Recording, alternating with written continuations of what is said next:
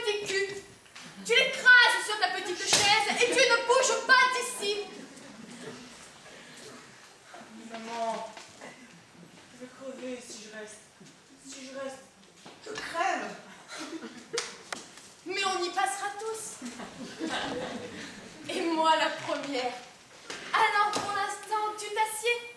Et si tu crèves sans te faire remarquer. Santé! Bonheur! Oh, il est sous comme un cochon. Santé!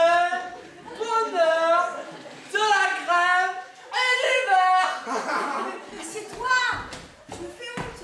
Déjà que j'ai taché ma robe. Ah, t'aimes bien ça, toi, hein, la crème et le beurre?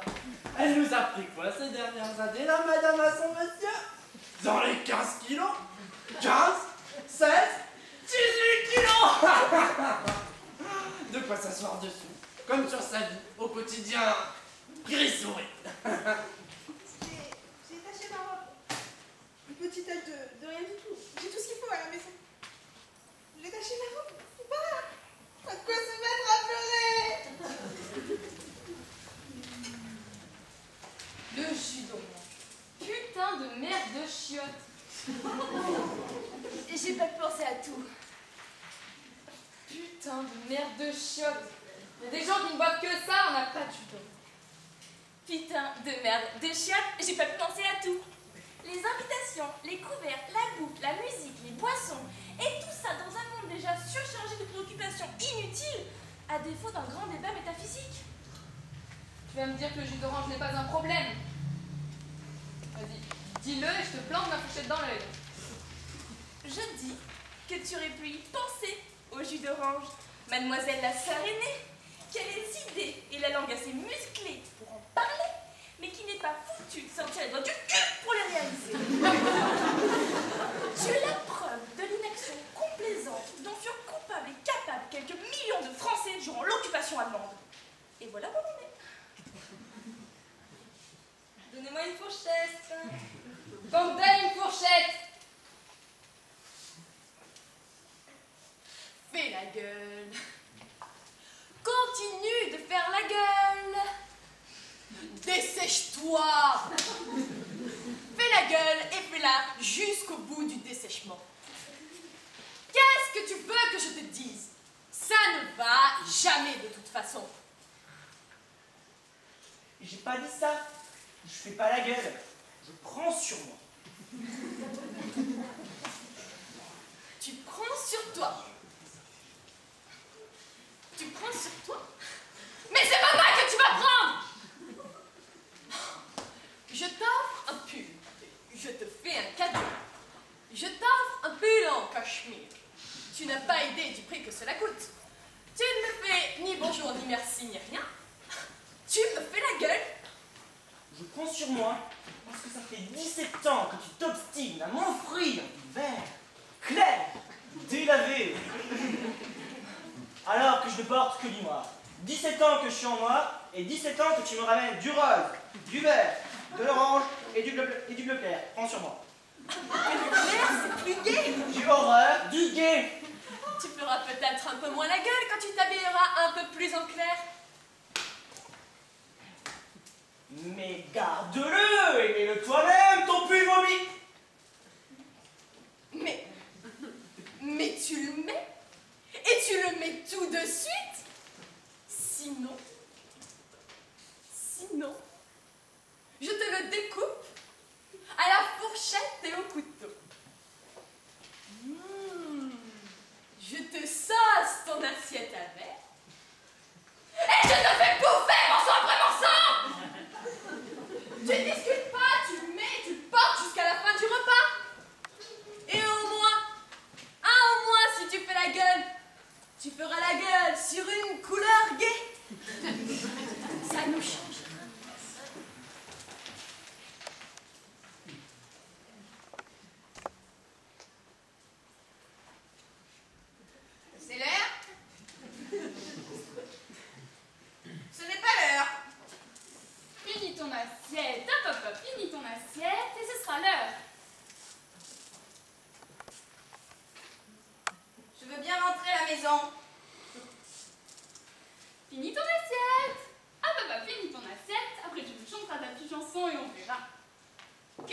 chanson.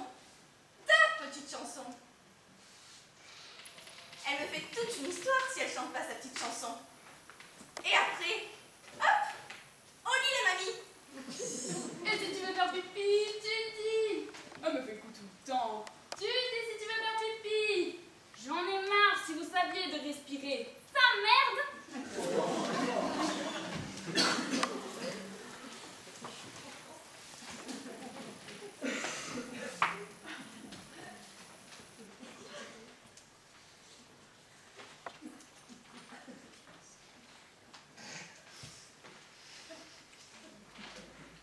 Attention au sucre. Pourquoi tu me dis ça? Attention au sucre. Tu t'es vu, toi, avec tes 15 kilos en trop? Parce que... attention au sucre. Je ne mange pas du sucre, justement. Je fais attention. Je sais ce que je dis. Et je dis... attention au sucre. C'est du poulet. Dans mon assiette.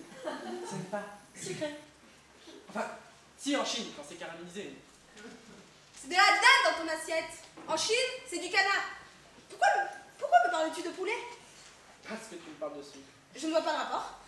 Quelquefois, je me demande si tu ne fais pas exprès de tout embrouiller, histoire exprès d'avoir dessus, hein.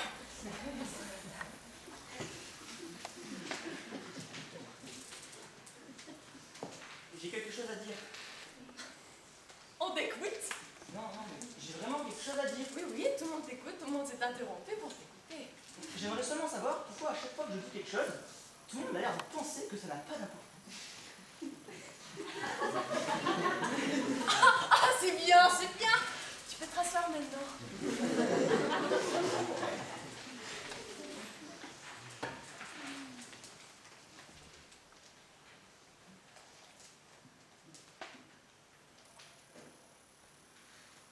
Ta méthode.